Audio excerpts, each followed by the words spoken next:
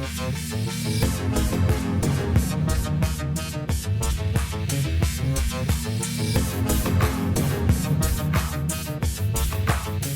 Sciforror Film Podcast.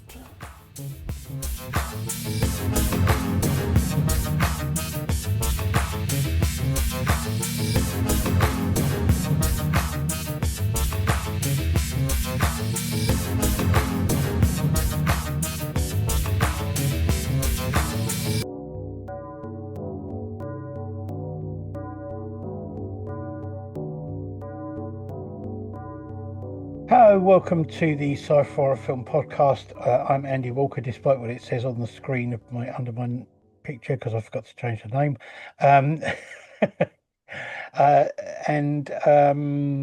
I'm joined by filmmaker Sam Mason-Bell. Hello, Sam. And we're going Hello, to how are you? Good. I'm all right, thanks. We're going to talk about your latest projects and things. What are you working on, and what have you got coming out? Over the summer, I shot a film called They Wait in Shadows. Um, that film it's been an interesting kind of experience because I got to work with two actors. One I've not worked with before, Megan Adara, who's fantastic. She was in The Cellar by Jamie Langland. Oh, right, yeah. And Jessica Hunt is a good friend of mine who I've worked with many times, directed a few films together. She was in my film The Truthful Out. And she hadn't worked in a long time. So it was great to do this with her. It was a film that I originally wrote back in 2022, and then just other things got in the way. But I'm glad that we took a bit more time of it. It's about like two sisters who clearly had some very traumatic things happen in the past. They move back into their family home after their mother dies, and then the trauma kicks in, basically. It happens again. There's a lot of monsters monsters are Ouija boards, and you've got these monsters who look like their sister. So Jess's monster looks like Megan, and vice versa. And they keep hitting him with these nightmares and nightmares, and eventually you kind of realize that they have got rid of this thing in the past, but they had to do something quite evil to do so. Um, and yeah, it's like a chamber piece film, but I wanted to up the scale just a little bit, you know. We had full body makeup, we had animatronic Ouija boards kind of thing. We had puppetry in it. We got a puppet monster in the film, and just to up that level, show bit more of a broader world with Portsmouth in particular, like showing off the beach and having a few more characters and having that past, just to not be stuck in a chamber piece where it feels less open. You know, I just wanted to open the world up a little bit. Cool. No, that sounds really good. So, is this being released? Is it out I'm assuming you're going to do festival circuits with it and that sort of thing before it's released out to the public. Well, this film actually was originally funded by Indiegogo, and then because we didn't get all the funds we wanted, a producer got in touch with me in America and said, "Look, make the film, get it done within this amount of time, and then we'll release it." So it's actually going to be coming out from Cleopatra Entertainment, based in America, and then because they want to release it like spring, so they want to release it pretty soon. But I've got to deliver the film literally in the next few days. So there's only actually going to be one festival screening, if we get in, of course. But we've only submitted to one festival. And yeah, usually I'd love to run with a load of them, but because they want to release it so quickly, fingers crossed we get into that one festival. Okay, which festival is that going to be? One of my favorites, Romford, Romford Horror Festival. Cool. Oh, that'd be good. As we know,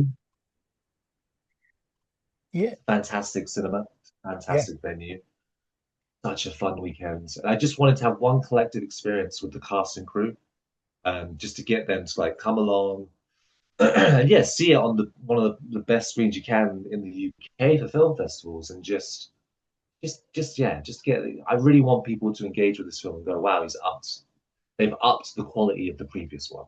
I mean, that's what every filmmaker should want to aim to do, but it's very difficult to do. You have to create yourself new challenges, and that's what we've really tried to do with this film: to create new challenges that we hadn't tried ourselves before. Cool. No, that's good. I look forward to that, definitely. So when it's released it's going to be released in America, and that, first of all. But is it going to have are you going to hope try and get some kind of worldwide release I hope on so. streaming You somewhere? never. The thing is, this particular film, the producers I'm working with, the last film we worked with them, they got it across the world. So my my my view is that they will push it and get a decent release and not just kind of get lost on Tubi in the North America, which has happened to a few of our films. It's just what happens. That's the weird thing about not releasing directly to the UK, because UK distribution is a very difficult game, and self distribution is just you need that finance, you need that kind of marketing already in place. So when you're working with the Americans, you can encourage them to be like, look, please release further. At the end of the Well, day, they'll spend what they want to spend. I mean, now that Tubi's available in the UK pretty much across the whole country now. So if it's released on that in America, there's a good chance they may be able to release it on that over here as well. Yeah, potentially. I mean, Tubi's a weird market because how they do it in America is the wholesaler works with distributor or the distributor themselves will pitch to Tubi, and Tubi tends to go, sure, well, throw it out there, throw it out there. In the other territories like the UK, Tubi specifically selects which films it wants to go out. So I've got 4 or 5 films on the UK Tubi. Not great films, not the ones I want on Tubi. I want the better ones, but that's life. Um, and you wonder why this one, but you go, okay, I guess something played well in America, or they just thought it'd work in the UK. I don't know how deep they're thinking about their film selections, but I hope my better films get to come out in this country and not just be stuck in North America. Well, you would think that it's a British film that they would put it out for the British market. You'd hope so, but I don't know whether Tubi is that thoughtful when it comes to their releases. Because another thing I'm noticing, they're all AI is now like operating a lot of these like QC checks and wholesalers, and like there's a particular film I'm trying to get funded for at the moment, and their whole website has so much breaking down the information I've given them, like synopsis and cast, and going, well, the AI thinks this, and the AI thinks that, and and then you're like, okay, all right, this is the future, I guess. The Yeah, AI will tell me if I'm doing a deal or not.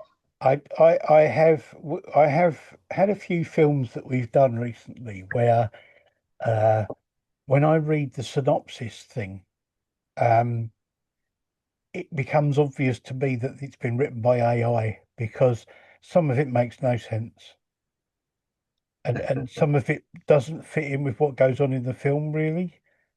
So you just kind of think, Yeah, I mean, I think one of the biggest problems with people using AI in creative work, outside of the fact that they're trying to milk us and make sure that none of us can ever earn money ever again, is the fact that like not enough people check, not enough people review what's being written.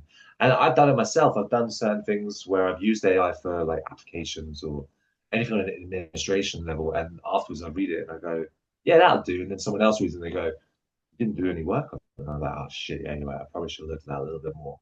I would yeah, never write with AI. yeah, I only use marketing tools for AI.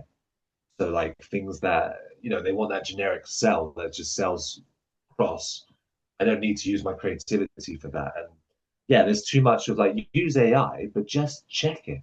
Make sure it's exactly what you're actually trying to sell to your audience or to anyone, We yeah, just yeah, yeah, posters annoy me the most.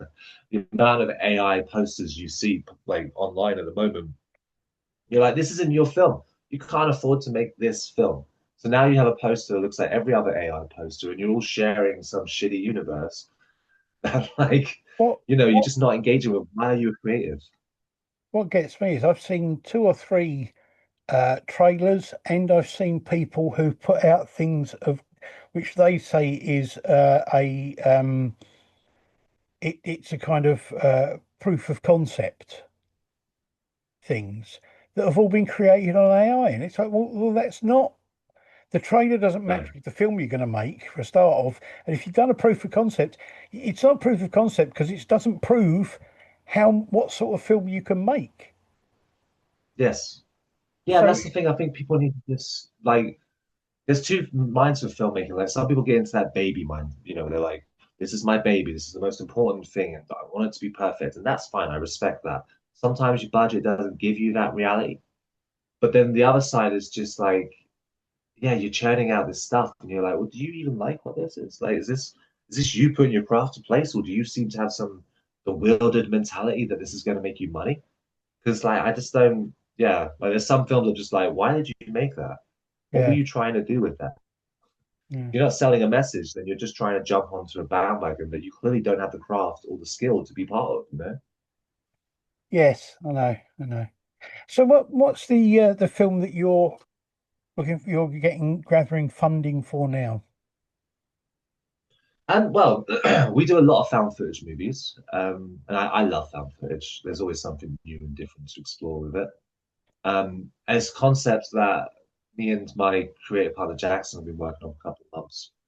And essentially, it's kind of like a Rosemary's Baby thing, but with therapy. All right. So it's about a woman who goes to a therapist to try and get some help because she's having all these crazy nightmares. And then the further you go into the narrative, you start realizing, oh, wait, there's something a little bit more going on. But pregnancy than necessarily just normality. It's set over 6 months. And part of the therapy is that she has to record her day to day. So you get all of this, you get to have that connection with her. And we get to do a couple of spooky things and a couple of paranoia things. I don't want to give away the ending. We have high aspirations for a very, very, very brilliant. Um, which I'm working with some really cool people. I mean, we're lucky to work with SN Sibley from Sunderland on this sort of film, and Darren Ward, the godfather of Guns and Gore from Southampton. He's, we bounce gore ideas between each other now. So if I have an idea, he will present to me Tom Savini's book and go, "Well, this is how they did it." And I'm like, "All right, well, maybe we can do that. The money's there. Let's try and see if we can work that out." That's Yeah. that's the other thing I'm really enjoying right now is having a cool network of great filmmakers around me that I can bounce ideas to, and they can help me make it a reality on the screen. Filmmaking is a beautiful collaboration, and I'm really lucky to have some cool guys around me who just jump in, and I'll do the same for their work. And it's just a nice kind of vibe in that regards. Yeah, no, it's good. I do. It's one of the things that I do like is that people I've met within the horror sort of thing, especially, but within independent filmmaking, is they are willing to. Everybody's willing to kind of like help everybody. It's not a matter of like, no, I'm doing this and this is what I do, and I'm not going to give away my secrets to you. There is a lot of collaboration, a lot of, even if it is just a matter of like, tell me what idea you're working on, and I'll kind of like, if I can help, I'll help, or I'll give you a few ideas that might help. Without the whole thing of like, you don't want to tell anybody what you're doing in case they steal it and go off and do it themselves. Yeah, and I mean, stealing does happen, of course it does, but I don't know, it just feels a bit arrogant to think that you're that good, that Yeah, someone's going to steal your idea and the uniqueness is gone. It's like, well, no, because if you were that good, you will bring your own unique spin to that concept. And if the concept's that strong, anyone could take it and create their own version of it. So I don't know, yeah, it is a bit like we're all independent filmmakers with no money, the love of the craft and an eagerness to get it out there to an audience. So why not listen to your peers? You might not agree with them. You don't have to agree with them, but no, acknowledge the fact that we're all doing the same thing. So we should all be listening to each other. yeah, yeah. No, I agree completely, and I think that there is a thing when you start making films, there is a thing sometimes. I've had a couple of people that I've interviewed and that I've talked to over the years have said to me when they started off, there was this whole thing of like, I've got to do everything. And there is no problem or shame with you turning around and saying, actually, I need help to do this because of the fact I can't do everything. So going to other people and saying to them, look, this is the idea I've got. Is there any way you think you can help me to make this work? And then using the pool of friends and the networks you have to make your film better and then you could do the same with them when they're working on a project. I think that's why I like producing other people's films in that regards because I'm just trying to get what they want. to achieve on screen, you know. But you get to take that step back and go, okay, they're the one with the creative vision in this case.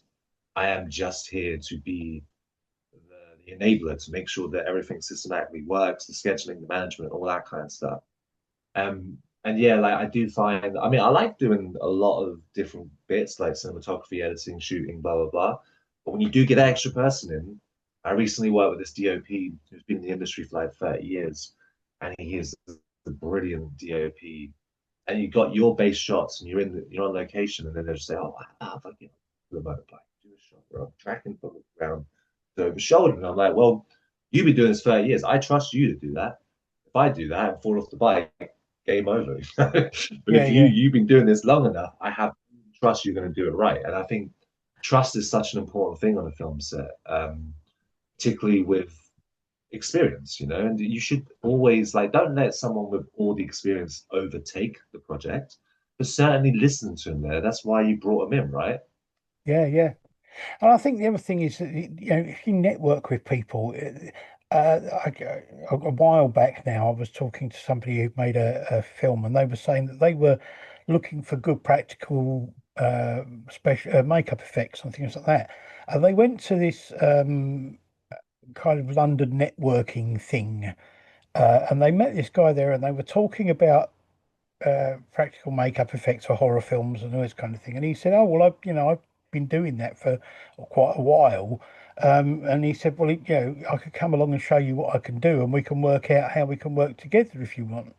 And when he turned up, then the guy turned up. He had a portfolio of photographs, or something, and he was the guy who did the effects on the descent. Oh wow. And Yeah, so yeah, that's and obviously he was there. like, I had no idea that this who this guy was. And then he suddenly turned up and he's got all these pictures. And I said, well, there's no way I could afford to. You've worked on some major films here. Like, there's no way I could have. And he said, no, we won't. We'll work that out. And that's what I like is that there are people out there that have a lot of experience who aren't too proud or too kind of high and mighty to say, I don't mind working with independent new filmmakers. Yeah, I mean, I think they get it. They get the fact that they want to see talent, right? I mean, it's one of the things that we struggle the most in this country is to actually have a scene that gets attention, right? That gets people wanting to go, all right, wow, there's actually a horror scene happening in the UK and we should pay attention to it. Instead, like this country has a real hate towards horror when it comes to like the industry side of things. It just does not get the Yeah, support for the cinema screens, unless yeah, it's American or international. But UK is very rare that you see a major backing of a genre UK indie film nowadays. It just doesn't happen anymore. no, I agree, and it is a pity because there is grassroots level. There are a lot of independent filmmakers out there making really quite good horror movies and working hard on them. And I think they need a little bit more of a boost from the industry in this country. Yeah, it's something that every year, look, whenever that budget comes up, you go, maybe this time, maybe this. Oh no, government's appreciation towards culture is not something that they're particularly invested in, and I find that really bizarre because like we're one of the best culture providers in the world. We've given some of the greatest artists of all time, and yet for some reason, the recent governments have gone, well, that's not really what our country's about, so we'll ignore that and instead invest in things that the country's not interested in. But Yeah, what can you do? yeah. I think the other thing is it's like I have heard people say, people who are uh, involved in film industry, but also people who are involved on a more kind of like on a level of like with television people and with awards people and that sort of thing, who see science fiction and horror as being um, minority genre things. They're not mainstream at all. They're not kind of like they're not anything that needs to be kind of acknowledged or awarded or anything. And I don't get that because both of them now, if you look at some of the biggest grossing movies are basically science fiction or horror based. And then to turn around and say that those two genres are a minority interest, it just makes no sense to me at all. No, it's very strange. I mean, like some of the like this is a good example this year is you have two of the biggest movies of the year, horror movies, with Sinners and Weapons, and Yeah, hell, even Frankenstein's a horror movie technically. These films caused a massive cultural discussion, made by brilliant filmmakers, incredibly well directed and acted, all the elements that creates A-list filmmaking. And yet they're still there. Well, does it deserve any awards? It's like, well, it doesn't matter what the genre is. It should be the quality of the film. But I think the blood and the lens thing is always what I think about when I think of normal critical reception outside of the horror genre. Is that as soon as they see that blood on the lens, they just disengagement and they'll go, no, this is lower because weirdly that particular violence is lower. Yet Coppola or any of the old guys like Scorsese and stuff, their violence is something that we can embrace because it's trying to do something. But then thinking about Scorsese, he didn't get recognized till what, like 2000s? For a long time, his films were still, they didn't really get a mass appreciation because they yeah, thought he was dangerous and too violent. So I think, unfortunately, and it's annoying because we're human beings, so we only live so long, films take a long time to get that true appreciation and the true belovedness of the genre. Horror is in one of the strongest positions it's been in decades because yeah, yeah, that snobbery is kind of gone a little bit, and it makes the most money of any genre at all. Like it just does. And then when you're talking about sci-fi, you get these breakout sci-fi films every couple of years now from huge auteurs taking on big, heavy science books. It's quite surprising in the last 10 years how many heavy science movies there's been compared to like the beginning of 21st century or even like the 90s to some degree. And it's good. It's good to see that spectacle coming in, and then it lingers into the awards. And the conversation immediately comes down to: is it Oscar bait enough? yeah. Like, well, maybe it doesn't need to be Oscar. No, no, no, I agree. I agree. Oh well. Okay. So the new film is going to be at the Romford Film Festival and hopefully released. Hopefully, at Romford Film. I'm sure it will be, and the it will be released in America and hopefully over here at some point. And that's called. Sorry, what was that called again? They wait in shadows. Okay. And then the film that you're funding for at the moment. Yeah, Hopefully you'll get the funding for that, and maybe you see that when are you yeah. Well, hoping to? we're hoping to shoot in February because again, this is one of those weird sort of funding portals where I had to deliver a synopsis and I had to deliver an estimated budget and when I'm going to shoot it and when I'm going to have it completed. So I just put some dates together that I was like, that's possible, that's workable. And now I'm just waiting for the finances. Yeah, it's an interesting one. We've got like a good few other projects that we're trying to scale up onto a much higher budget. It's a long process, like the tedium of trying to get millions Yeah, and what you have to do and who you have to talk to and stuff. Like we're going through those talks, but you just feel like, you know what, I'd rather have the less money and just go and shoot it. But at the yeah, same time, you've got to get stronger. We need to have that more secure, well, job at the end of the day. Like it needs to fill that yeah, I can get these people on board, give them some work for a bit of time. And everybody's happy and gives their 120% because they get paid. They feel that security themselves. So I'm trying to get to that next step of constant security on films.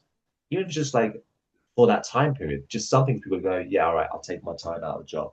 Or yeah, all right, my agent will let me do that, whatever.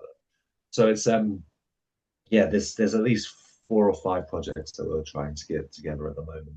okay, And we've got our new anthology exhibition of Evil, which we just released the trailer for. That's been developed for about a year. I like anthologies when they're right. I've made a lot of terrible anthologies because I'll be honest, there's a laziness to anthologies. You can treat them like a jukebox and you just shove in the films with no connectability, no quality control, but you shove it out on DVD. I used to do that all the time because the people I were working with were encouraged by that kind of thing. So we're like, okay, screw it, we'll just make as many of them possible. Yeah, But with Exhibition of Evil, we took a very strong, like, let's produce all these films, let's help these filmmakers, let's be on set with them, let's get all this done. And I feel like it's the best anthology we've done. Very lucky to have I did a film, Jackson Batchelor did a film, SN Sibley did a film, Jessica Hunt did a film. Buna Baby did her first film. She's an animator, great animator. And then we were lucky to get Darren Wood to do his first short film in like 20 years or so. So yeah. it's a really nice mix. And again, we're hoping to we have a horror MC screening on January the 24th. And then I hope to submit it to Romford again. And because it's got an international partner who basically funded the film versus media, which is like a Roku kind of site, it's going to be launching at the end of January for that film and then released on more platforms from the summer. Cool. Oh, that's good. Yeah, I look forward to that as well. Okay, well, I wish you all the best with all the films and with their releases. I'm sure they do well. As I've seen you, we've seen your work before and appreciated it, and I really like the stuff you do. So I'm hoping that they do well for you. Thank you very much. I really appreciate that. No problem at all. So watch out for Sam's films coming up. I will put links to his social media and to YouTube channels with trailers and things on so that you can have a look at them. Look out for the Romford Film Festival, which will be coming up next year in February, I think it is. And keep an eye out for that. I know they've got tickets and passes on sale for that already. If you look on Facebook, you'll be able to find the links to that. I will put that on here as well. And we hope to see you again soon, Sam. Yeah, I would love to. I hope all goes well with you. Thank you. Thank you very much. Okay, thanks for everybody for watching, and we'll see you again soon. Bye. All right.